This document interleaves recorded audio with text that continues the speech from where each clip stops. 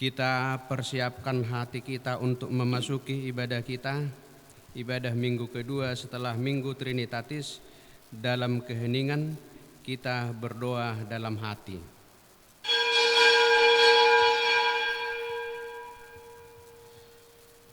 Amin.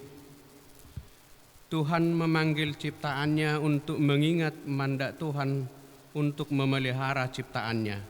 Demikianlah setiap umat Tuhan seharusnya melakukan tugasnya untuk memelihara dunia ini. Terpujilah Tuhan Allah yang telah menjadikan kita dan mengutus kita membawa kebebasan bagi bumi yang teraniaya oleh manusia. Marilah kita bersatu di dalam persekutuan yang kudus bersama dengan Allah di tengah-tengah jemaatnya. Kita satukan hati dan pikiran kita, memuji dan memuliakannya. Kita bernyanyi,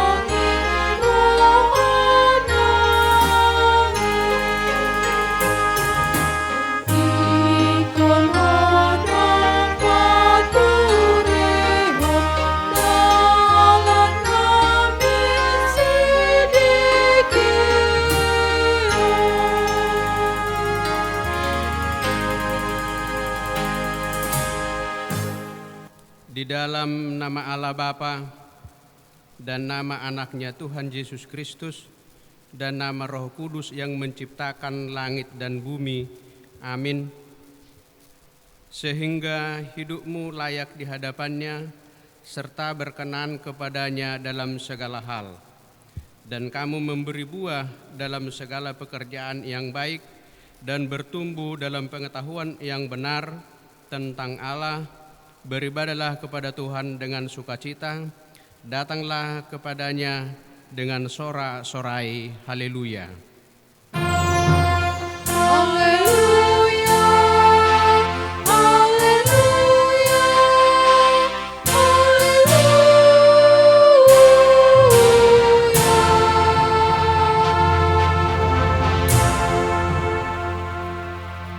Ya Tuhan Allah Bapa kami di surga, berilah kepada kami hati yang kudus, pikiran yang baik, dan jiwa yang sungguh melakukan pekerjaan yang baik.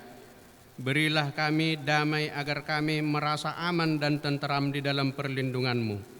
Kiranya kami senantiasa berpegang pada firman-Mu dalam menghadapi musuh-musuh kami.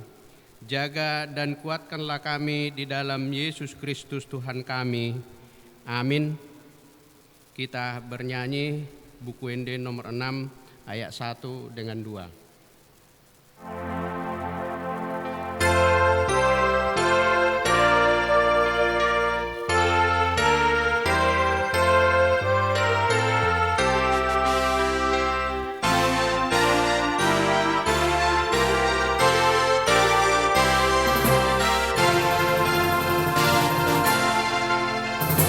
Puji Jehovah,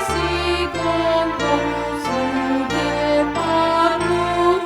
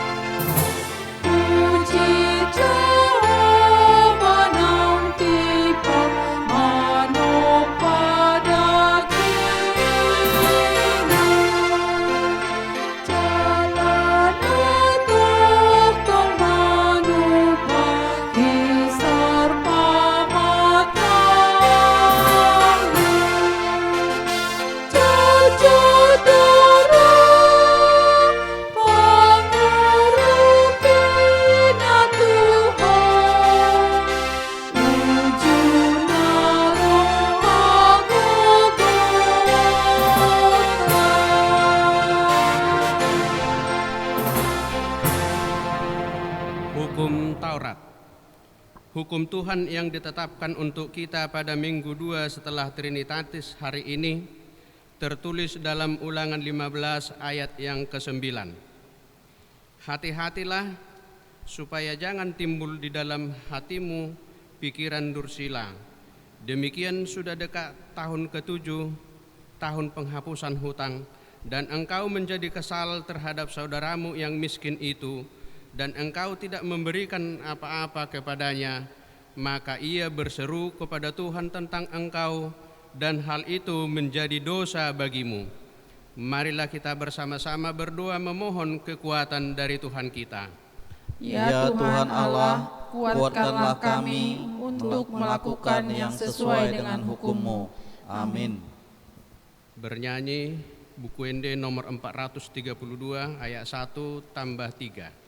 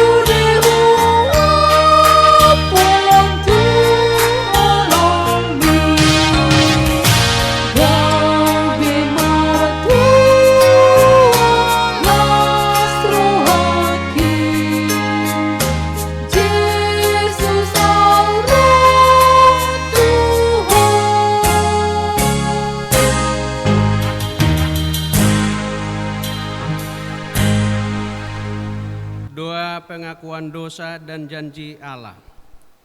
Ya Allah Bapa kami yang Maha Kuasa dan Maha Pengasih, kami orang berdosa yang hina ini datang ke hadapan-Mu yang kudus dan mulia, mengaku dan meminta keampunan segala dosa dan kejahatan kami.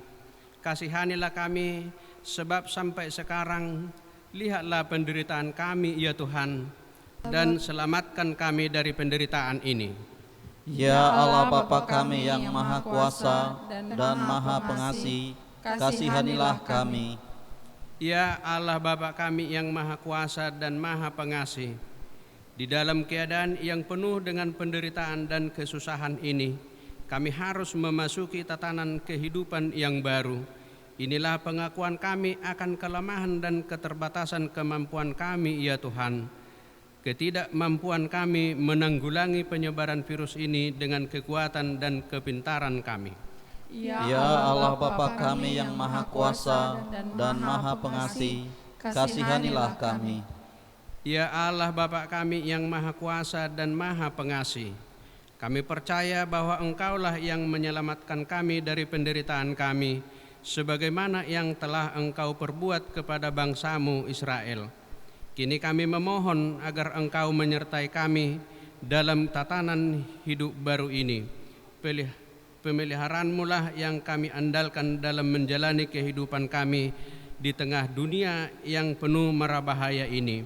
Kami sadar keberdosaan kami, keangkuhan kami, seakan kami berkuasa dan dunia kepunyaan-Mu ini.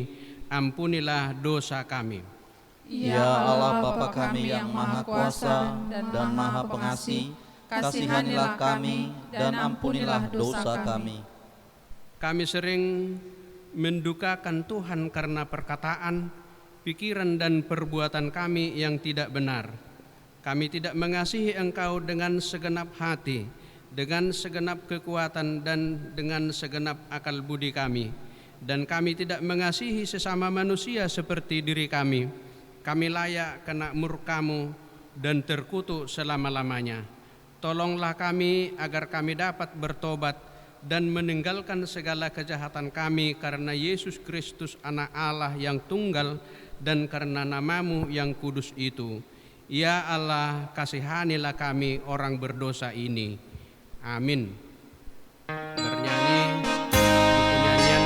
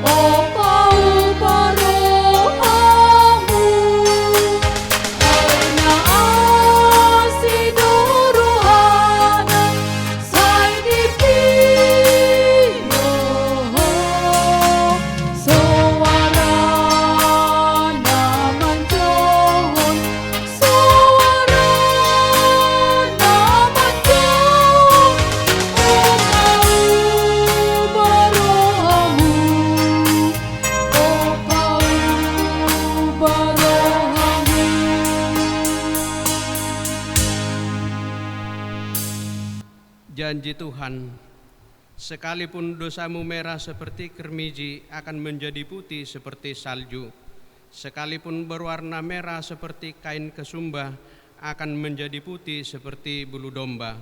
Kemuliaan bagi Allah di tempat yang maha tinggi. Amin. Kita menyanyi buku ND nomor 140 ayat yang 1.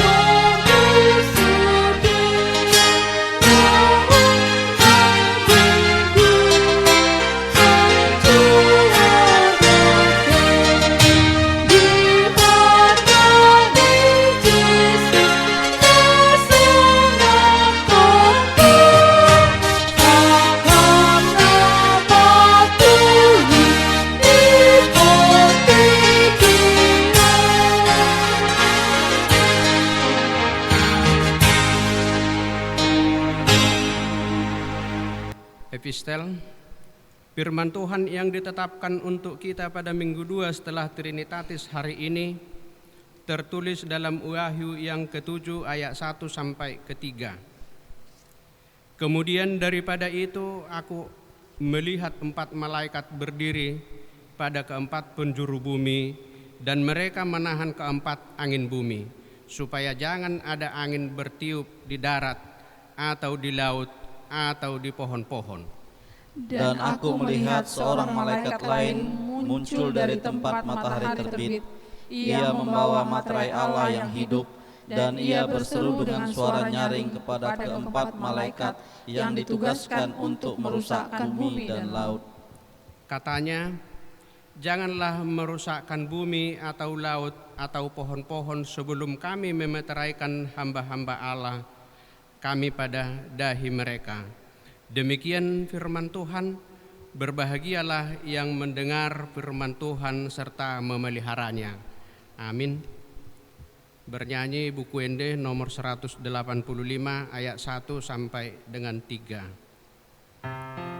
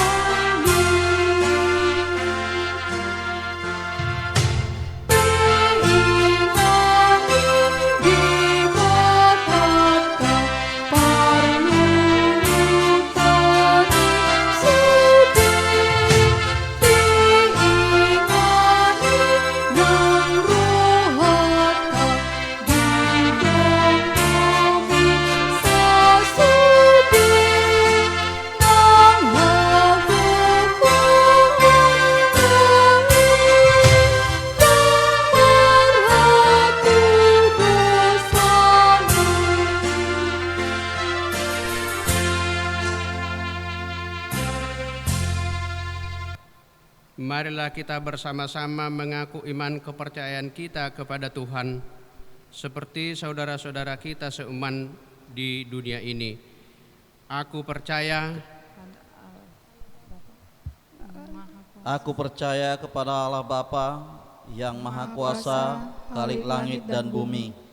Aku percaya kepada Yesus Kristus, anaknya yang tunggal Tuhan kita, yang dikandung daripada Roh Kudus, lahir dari anak darah Maria, yang menderita sengsara di bawah pemerintahan Pontius Pilatus, disalibkan, mati dan dikuburkan, turun ke dalam kerajaan maut, pada hari yang ketiga bangkit pula dari antara orang yang mati, naik ke surga, duduk di sebelah kanan Allah, Bapa yang Maha Kuasa, dan akan datang kelak untuk menghakimi orang yang hidup dan yang mati.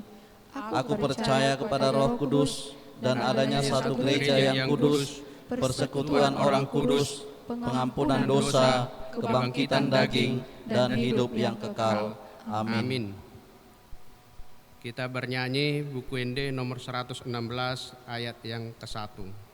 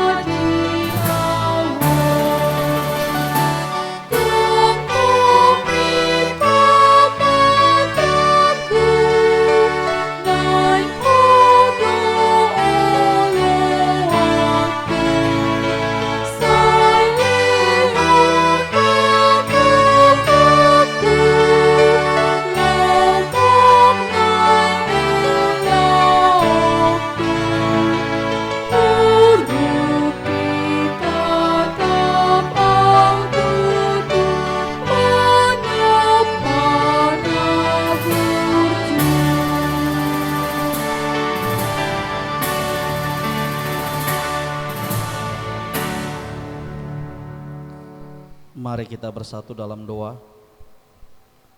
Bapa kami yang bertahta di kerajaan surga, Bapa yang kami kenal dalam nama Tuhan Yesus Kristus, Kami mengucap syukur dan terima kasih kepadamu Tuhan. Setiap waktu yang Kau sediakan bagi kami Tuhan, ajar kami memanfaatkannya Bapa. Ajari kami Tuhan menjalani hidup kami ini dengan sukacita yang daripadamu Tuhan. Walaupun begitu banyak tantangan, banyak pergumulan di dalam setiap kehidupan kami, Engkau tahu Tuhan, Engkau mampukan kami Tuhan untuk menjalaninya. Terima kasih Tuhan buat segalanya. Tuhan, pada saat ini Tuhan kami datang bersembah sujud di hadapan-Mu Tuhan, berdoa dan memohon kepadamu Tuhan. Tuhan, di antara jemaat kami Tuhan, ada yang sedang menderita sakit penyakit pada saat ini Tuhan. Di antaranya Tuhan, Amang Situa Poda Sinurat Bapa. Demikian juga dengan Bapak Alfared Sianturi Tuhan dari W Sukamaju Bapa. Tuhan, Kau melihat orang tua kami ini Tuhan. Engkau jamah Tuhan seluruh tubuhnya, angkat sakit penyakit dari dalam tubuh mereka ini ya Tuhan.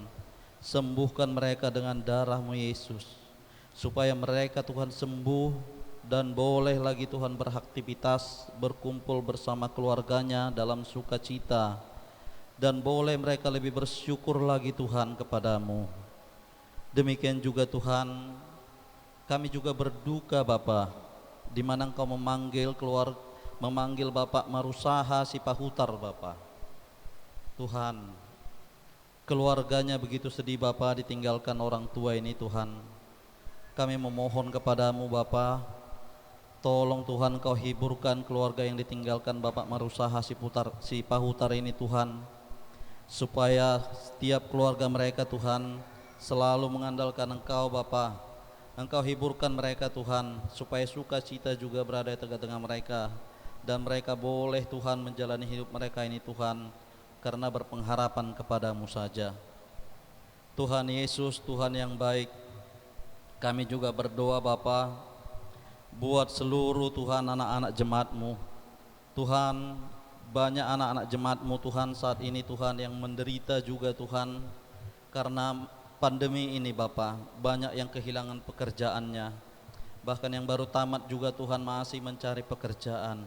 Tuhan, kami memohon juga kepadamu Tuhan, Engkau perlengkapi setiap anak jemaat-Mu ini Tuhan untuk mendapatkan pekerjaan yang sesuai dengan kemampuan mereka.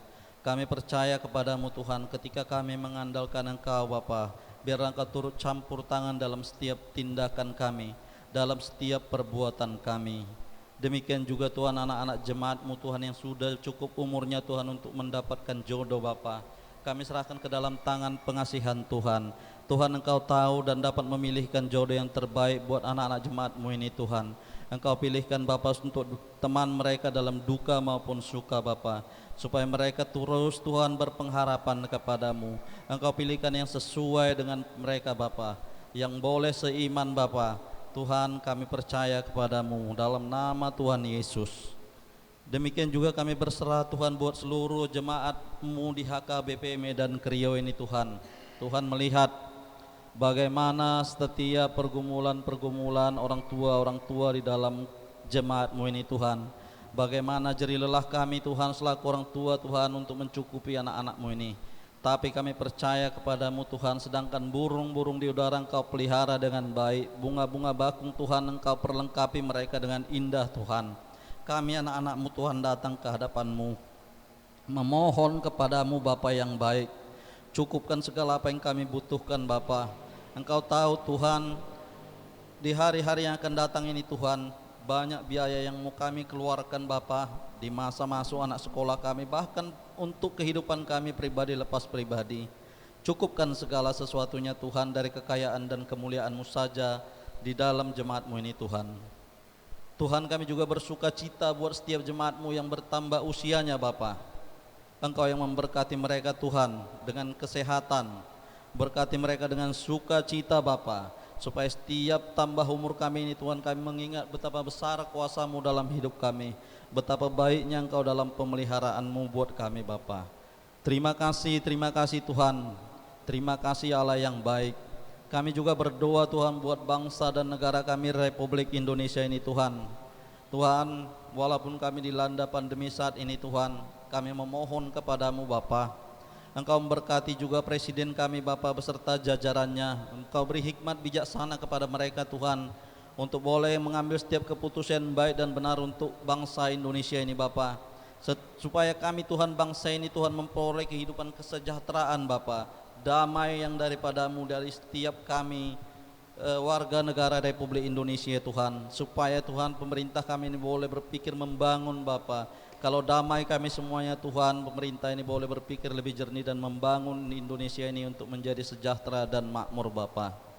Terima kasih Tuhan, terima kasih Allah yang baik. Demikian juga Tuhan, kami berdoa juga buat seluruh pelayan-Mu Bapa, hamba-hamba-Mu dimanapun mereka berada pada saat ini Bapa. Di mana masa pandemi ini Tuhan, gereja kami HKBP masih menjalani Tuhan seperti anjuran pemerintah kami. Kami beribadah di rumah kami masing-masing. Tuhan, untuk itu Tuhan kuasai hati dan pikiran kami, supaya Roh Kudus mulai yang bekerja di tengah-tengah kami. Demikian juga Tuhan uluan huria kami, supaya kami juga boleh Tuhan mengambil langkah-langkah ke depan ini seperti apa yang Tuhan tunjukkan kepada setiap uluan kami Bapa. Kami percaya Tuhan, Kau beri hikmat bijaksana kepada seluruh uluan huriamu Bapa, supaya mereka juga dapat mengambil setiap kebijakan, supaya kami juga Tuhan, kerinduan kami untuk berkumpul bersama-sama di rumah-Mu ini Tuhan boleh terrealisasi dengan peraturan yang dibuat oleh pemerintah kami. Tuhan, Kau tahu juga Tuhan, banyak dosa, pelanggaran dan ketidaktaatan kami Tuhan di hadapan-Mu. Ampuni kami atas segalanya Bapa, karena kami tahu Tuhan, Engkau adalah Allah pengampun. Itu Tuhan Engkau tunjukkan ketika Engkau mengorbankan diri-Mu di kayu salib Tuhan. Semuanya itu untuk pengampunan dosa kami, dan kami percaya Bapa atas pengorbanan-Mu, dosa kami telah terampuni. Kami sampaikan doa dan permohonan kami ini Tuhan hanya di dalam nama Tuhan Yesus Kristus perantara kami. Haleluya. Amin. Kita bernyanyi buku Ende nomor 826 ayat yang kedua.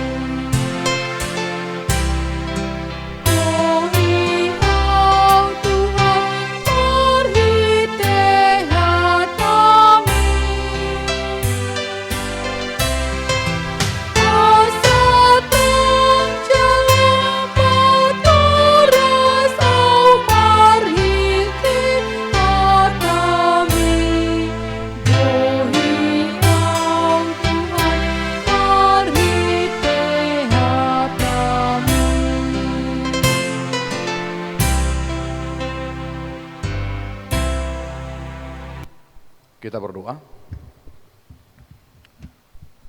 Damai sejahtera dari Allah Bapa yang melampaui segala akal, itulah yang memelihara hati dan pikiranmu sekalian. Di dalam nama Yesus Kristus Tuhan kita. Amin. Shalom saudara-saudara yang terkasih dalam nama Yesus Kristus, Bapak Ibu jemaat Tuhan yang terkasih yang mengikuti kebaktian di rumah masing-masing. Tuhan menyapa kita dengan firman-Nya pada hari Minggu ini yang tertulis dari kitab Imamat pasal 25 ayat 1 sampai ayat 13. Imamat 25 ayat 1 sampai ayat 13. Saya akan membacakannya sebagaimana tertulis. Baiklah kita mengikutinya dalam hati. Tahun Sabat dan tahun Yobel. Tuhan berfirman kepada Musa di Gunung Sinai, "Berbicaralah kepada orang Israel dan katakan kepada mereka, apabila kamu telah masuk ke negeri yang akan kuberikan kepadamu, maka tanah itu harus mendapat perhentian sebagai sabat bagi Tuhan. 6 tahun lamanya engkau harus menaburi ladangmu, dan 6 tahun lamanya engkau harus merantingi kebun anggurmu dan mengumpulkan hasil tanah itu. Tetapi pada tahun yang ke-7 haruslah ada bagi tanah itu suatu sabat, masa perhentian penuh, suatu sabat bagi Tuhan. Ladangmu janganlah kau taburi dan kebun anggurmu janganlah kau rantingi. Dan apa yang tumbuh sendiri dari penuaianmu itu janganlah kau tuai, dan buah anggur dari pokok anggurmu yang tidak kau rantingi janganlah kau petik. Tahun itu harus menjadi tahun perhentian penuh bagi tanah itu. Hasil tanah selama sabat itu haruslah menjadi makanan bagimu, yakni bagimu sendiri, bagi budakmu laki-laki, bagi budakmu perempuan, bagi orang upahan dan bagi orang asing di antaramu yang semuanya tinggal padamu.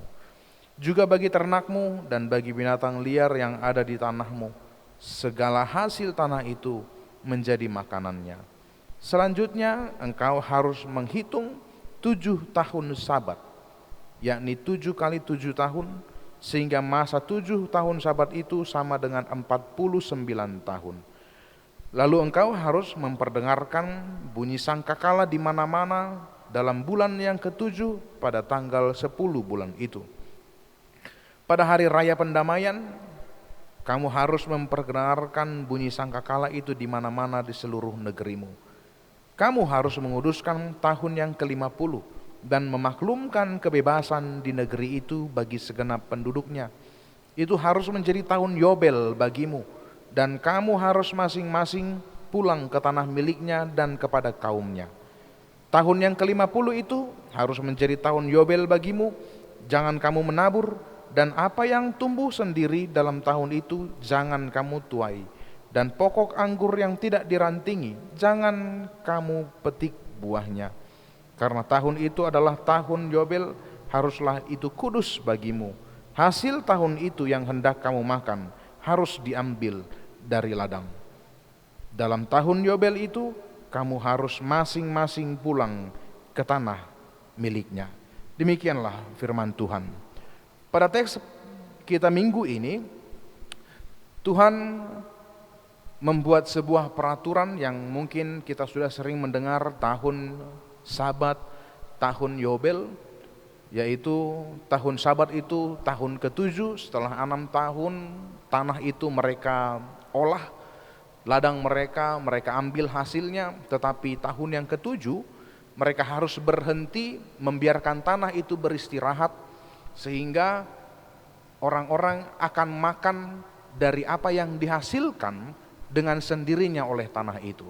Tanah tidak bisa dikerjakan, tanah tidak bisa digarap. Itu ibaratnya adalah sebuah tahun libur bagi tanah. Itu adalah hari sukacita bagi bumi, di mana tanah itu tidak bisa dipaksa atau dianiaya. Lalu tahun Yobel adalah 7 siklus dari tahun sabat, 7 kali 7. Pada tahun ke-50 setelah tahun sabat terakhir, tahun 49, tahun 50 mereka kembali ke tanah mereka masing-masing, sebagaimana Joshua dulu pernah membagi tanah-tanah sesuai dengan kaum-kaum, sesuai dengan marga-marga. Maka orang-orang Israel yang tadinya sempat menjual tanahnya, baik itu karena itu utang, baik itu karena kebutuhan, baik itu juga karena terpaksa, tanah itu harus dikembalikan kepada kaum dan marga yang memiliki tanah itu. Dan ada 2 inti yang berbeda dari tahun sabat dan tahun Yobel. Tahun sabat menekankan bagaimana tanah itu, bumi itu diberhentikan dari pemaksaan, diberhentikan dari pekerjaan, biarlah bumi itu bersukacita menghasilkan buahnya sendiri, dan biarlah manusia benar-benar makan dari hasil tanah yang dihasilkan oleh bumi itu sendiri, sebagaimana Tuhan memelihara manusia. Dan itulah yang dikatakan tahun Sabat. Tahun Yobel intinya bukanlah memberhentikan lagi tanah, tetapi membebaskan tanah itu dan membebaskan manusia-manusianya juga. Tahun Yobel intinya bukan hanya membebaskan tanah dari penggarapan, tetapi juga membebaskan orang-orang yang dulunya susah, kehilangan hak-hak miliknya untuk mengerjakan sebuah tanah, marga-marga yang tanahnya sudah semakin hilang, orang-orang yang sudah berpencar, orang-orang yang sudah sempat sangat kaya, dan orang-orang yang sudah sempat sangat miskin, ini diriset ulang. Sehingga semuanya kembali kepada titik nol. Yang kaya tidak lagi menjadi sangat kaya karena dia sempat memiliki banyak tanah, baik itu karena penipuan, baik itu karena pemaksaan, baik itu juga karena warisan. Tetapi orang-orang yang sudah sempat memiliki tanah, ia harus kembali kepada tanahnya dan ia kembali kepada kaumnya. Kata tanah menjadi hal yang sangat sering dibahas dalam Imamat 25 ini, terlebih lagi dalam hal tahun Sabat dan tahun Yobel. Karena kita juga sadar tanah juga adalah sebuah hal yang begitu penting bagi kehidupan manusia secara umum. Kisah Alkitab mengajarkan, menceritakan sebagaimana manusia jatuh ke dalam dosa, hukuman kepada manusia itu, engkau harus bekerja, engkau harus makan dengan mengolah tanah, dengan bekerja, mencangkul, mengelola bumi ini. Karena hasil tanahlah yang menjadi makanan manusia, kehidupan manusia tergantung dari tanah, maka semenjak manusia jatuh ke dalam dosa, manusia sadar bahwa tanah ini perlu dikuasai, bahwa tanah ini perlu dimiliki. Sehingga ada analoginya atau ada logikanya yang mengatakan semakin banyak tanah yang dimiliki, maka kehidupan seseorang semakin terjamin. Semakin luas tanah yang dikuasai, maka kehidupan sekelompok orang, sekelompok keluarga, atau secara individu akan semakin baik. Nah, logika ini juga menjadi logika yang dipakai pada masa ini juga sampai pada saat ini setelah beribu tahun kata-kata ini dikatakan. Semua orang berlomba untuk memiliki tanah, kepemilikan tanah. Orang baik secara jujur membeli tanah atau juga menggeser patok tanahnya. Pokoknya yang penting bagaimana caranya supaya tanah yang dia miliki ini semakin luas. Ada orang yang terkenal dengan penipuannya sehingga banyak tanah yang dia miliki di seluruh dunia ini. Ada orang yang memiliki tanah dengan cara yang jujur dengan membeli. Tetapi satu, bagaimana orang berkuasa atas sebidang tanah. Bukan hanya manusia secara individu, manusia yang dikumpulkan dalam sebuah negara juga berusaha untuk mengklaim semakin luas tanahnya. Indonesia sempat heboh dan hangat beritanya dengan pertikaian dengan negara-negara tetangganya mengenai bagaimana mereka mengklaim tanah mereka masing-masing, luas wilayah mereka masing-masing. Satu logika yang sama dipakai, semakin luas permukaan bumi ini yang dikuasai oleh manusia, semakin terjamin kehidupan orang-orang di dalamnya. Karena memang Allah menyediakan begitu banyak sumber daya yang bisa dipakai oleh manusia untuk mensejahterakan hidupnya. Kita tahu bagaimana tanah Papua memiliki sebuah lubang yang sangat besar. Anda bisa browsing itu seberapa besar lubang yang ada di tanah Papua hanya untuk mengeruk butiran-butiran emas. Kalau yang sempat saya baca, kalau saya tidak salah, kalau ada gunung yang menjulang tinggi ke langit, dalamnya lubang yang telah digali itu hampir sama dengan gunung-gunung yang ada di sana. Karena itu sangat-sangat menarik kata Imamat, buku Imamat ini menerangkan bagaimana perhatian Allah untuk memelihara kehidupan manusia, bukan dengan memberikan makanan mana, bukan memberikan burung puyuh untuk datang kepada manusia, tetapi menciptakan sebuah tatanan, sebuah aturan yang benar-benar memikirkan kebaikan manusia. Manusia jangan berpikir bahwa tanah ini, bumi ini adalah miliknya, lalu ia bisa sesukanya untuk mengeksplornya, sesukanya untuk memakainya. Karena jika manusia memakainya secara berlebihan, maka hal yang buruk terjadi bukan kepada bumi saja, tetapi kepada manusianya.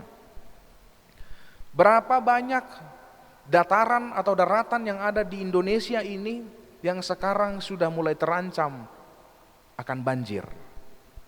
Karena apa? Karena kelalaian manusia menjaga hutan-hutan. Manusia pikir hutan ini adalah miliknya, pohon-pohon ini adalah sumber daya yang bisa dia pakai, lalu dia tebang seenaknya. Yang rugi manusia. Seberapa besar kerugian manusia sekarang karena berkurangnya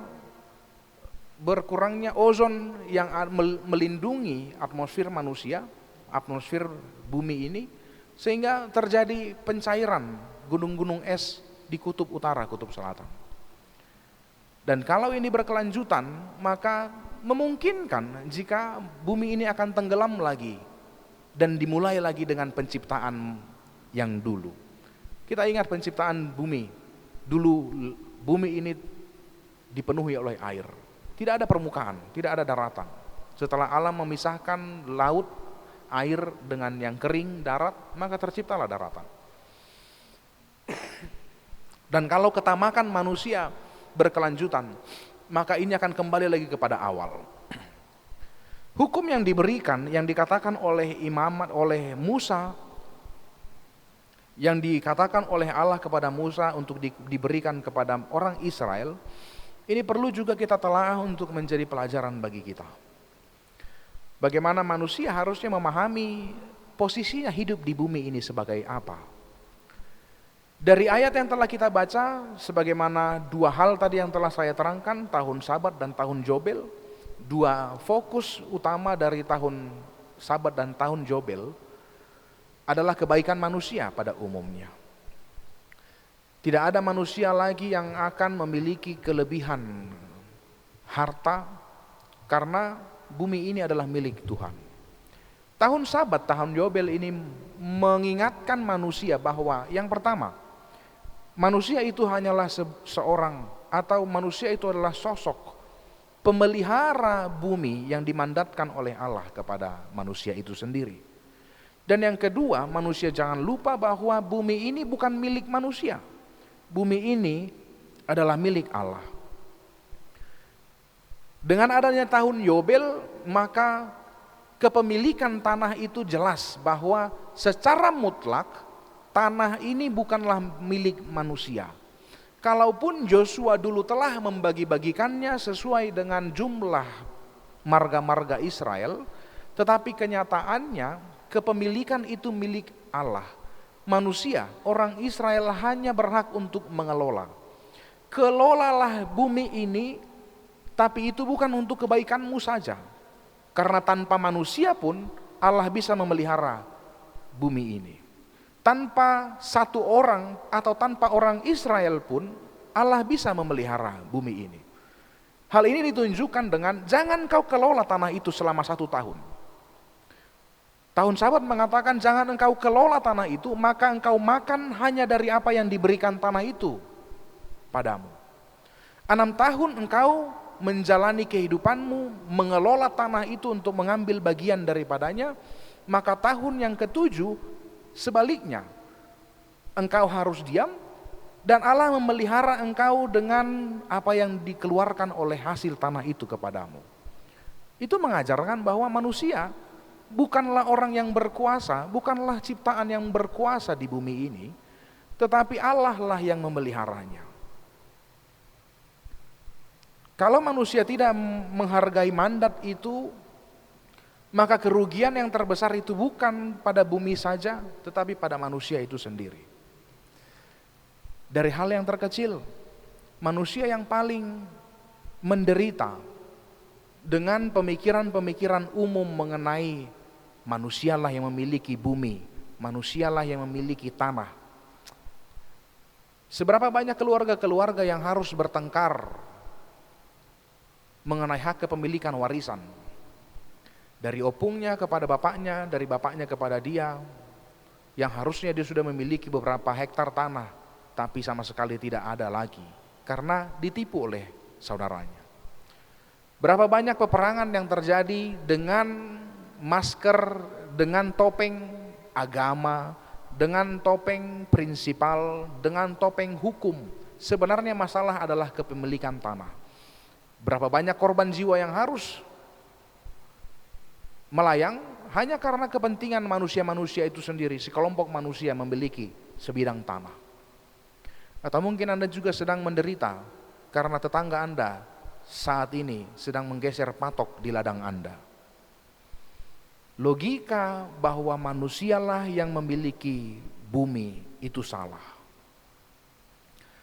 Ribuan tahun Allah telah mengajarkan bahwa kepemilikan bumi ini adalah milik Allah. Sayang saja ini tidak bisa dijadikan landasan hukum di Indonesia. Tetapi hukum ini, Taurat ini bisa dikatakan sebagai landasan hukum di hati manusia. Kita tidak perlu memakai ini sebagai undang-undang dasar negara Indonesia. Tapi pakailah hukum ini sebagai sebuah landasan undang-undang dalam hatimu. Bagaimana engkau memelihara bumi, engkau juga memelihara dirimu, engkau memelihara orang-orang di sekitarmu. Bagaimana engkau memelihara bumi dan sadar bahwa bumi ini adalah milik Tuhan, maka yang engkau pakai adalah kepemilikan Tuhan. Bumi adalah ciptaan Tuhan, demikian juga engkau adalah ciptaan Tuhan. Manusia tidak menguasai ciptaan Tuhan, Allah lah yang menguasainya. Dan tahun Yobel memiliki sebuah keunikan juga. Tahun Yobel mengajarkan manusia bahwa taraf kehidupan manusia tidak seharusnya dibiarkan begitu timpang. Ada orang yang memiliki kemampuan menguasai orang lain. Ada orang yang memiliki keahlian untuk menipu orang lain, menguasai tanah milik orang lain. Dan sampai kapan penipuan ini, kerugian ini akan berkelanjutan? Dalam hukum Allah ini akan diriset, akan diulang lagi bahwa semua kembali kepada pemiliknya. Semua kembali kepada kaumnya. Orang yang sudah berhasil di perantauan selama satu generasi, ya kalau saya bilang 50 tahun itu ya saya katakan saja dulu satu generasi. Sampai dia umur 50 tahun, contohnya 50 tahun dia sudah memiliki banyak tanah di mana-mana. Dia tidak bisa tamak, dia tidak bisa serakah. Dia harus kembalikan semua tanah itu kepada pemiliknya. Dan orang-orang yang sempat tidak memiliki tanah masing-masing, orang-orang yang sempat tidak memiliki hak kepemilikan, hak mengelola tanah, dia diberikan kesempatan untuk hidup kembali secara manusiawi karena Allah memikirkan kebaikan manusia itu sendiri. Kembalikan tanah itu baginya. Bukan hanya manusia, binatang-binatang juga berhak untuk memakan lahan-lahan atau hasil-hasil tanah yang dihasilkan oleh manusia. Jadi semua yang tumbuh di darat itu menjadi milik bersama. Inilah yang ingin diajarkan kembali kepada manusia. Teks ini bukan untuk merubah undang-undang dasar yang sudah kita jalankan, tetapi teks ini untuk merubah pemikiran manusia bahwa kekayaan itu adalah sebuah hal yang perlu dikejar. Bagi Allah, dan ini juga diterangkan di khotbah minggu lalu, mengenai janganlah menjadi orang yang tamak. Kekayaan itu adalah hal yang baik jika kekayaan itu engkau pakai sebagaimana ia seharusnya dipakai. Kekayaan itu hasilnya dari bumi. Tidak ada hasil kekayaan yang tidak berasal dari bumi. Baik itu udara, baik itu darat, baik itu laut. Semua kekayaan manusia berasal dari bumi.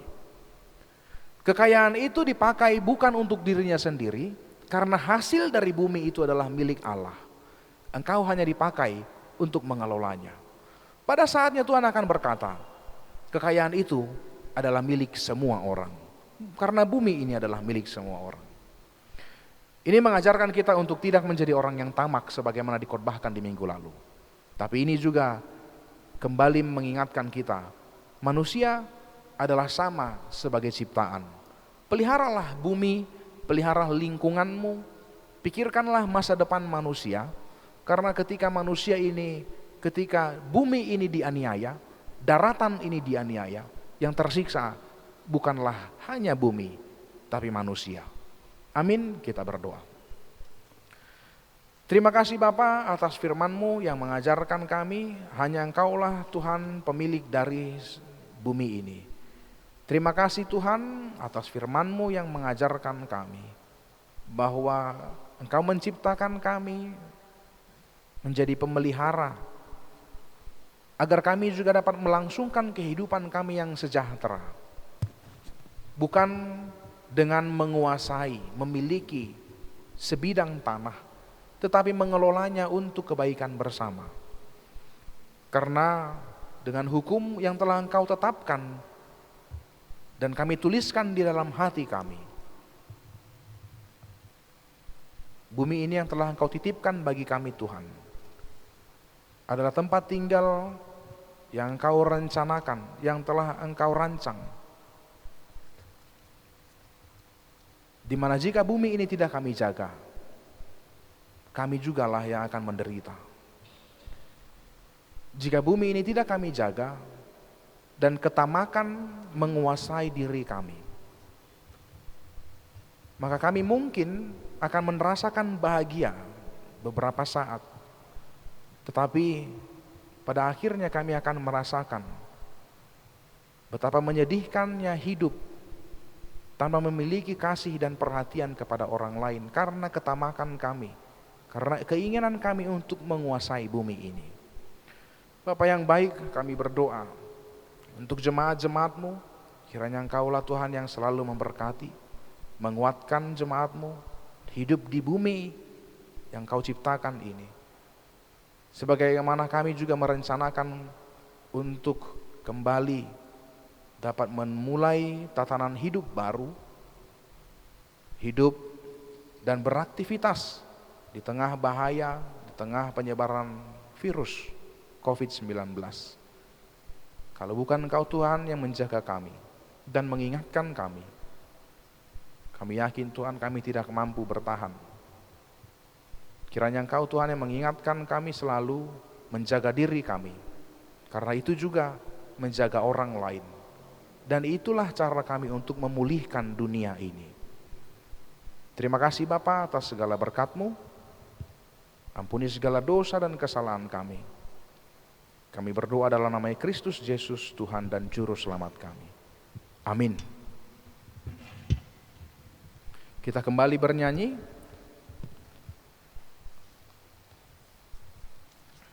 Dari nomor 672 ayat 1 dan ayat 2.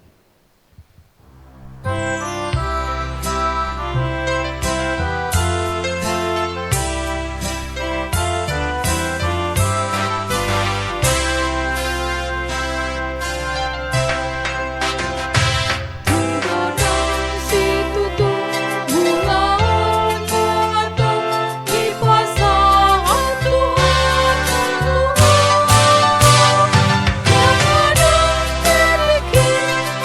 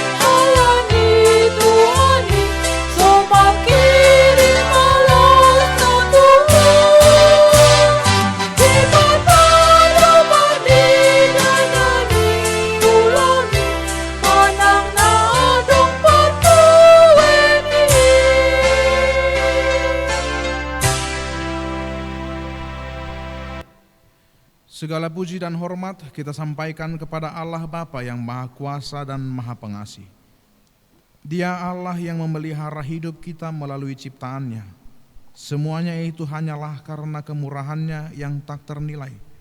Oleh karena itu marilah kita menyerahkan tubuh, jiwa, dan roh dan segala yang ada pada kita menjadi kemuliaan dan puji-pujian bagi Allah sampai selama-lamanya. Ya Allah Bapa, bagimulah segala kemuliaan, hormat dan puji-pujian sampai selama-lamanya.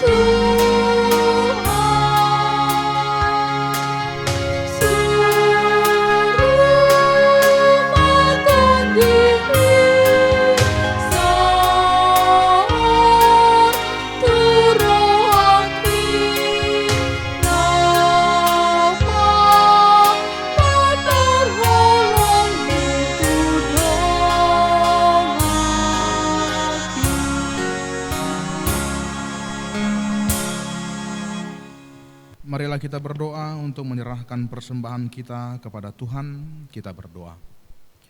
Ya Allah Bapa kami yang di surga, kami mengaku bahwa Tuhan adalah sumber dari segala karunia yang melimpah dalam kehidupan kami masing-masing. Sebagian daripada karunia itu kami serahkan kembali sebagai persembahan kepada Tuhan.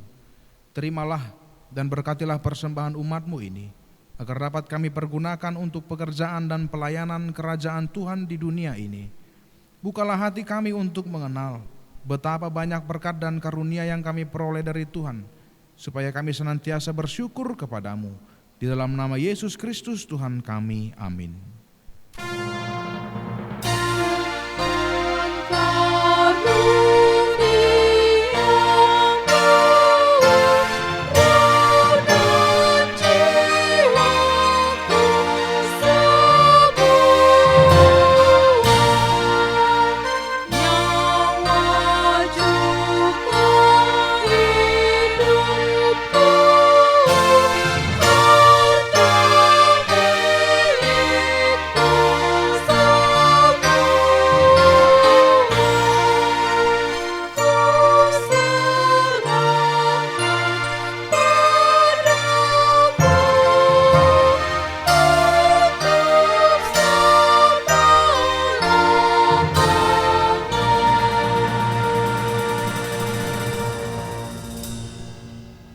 Bapa kami yang di surga, dikuduskanlah namamu, datanglah kerajaan-Mu, jadilah kehendak-Mu di bumi seperti di surga.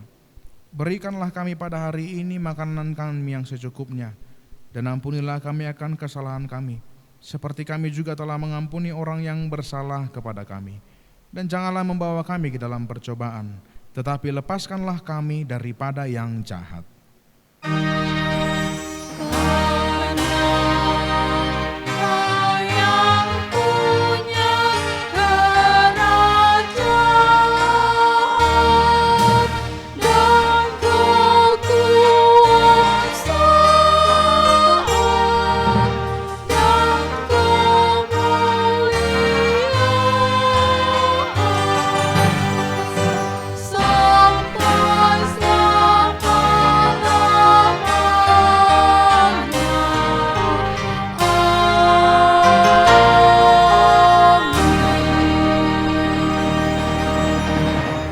Terimalah berkat dari Tuhan Allah.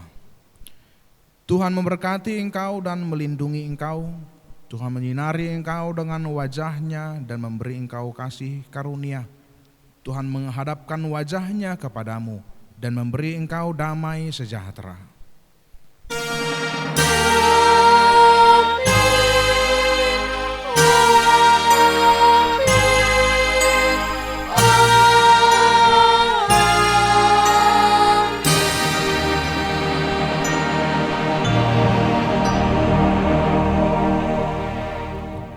Selamat hari Minggu untuk kita semua.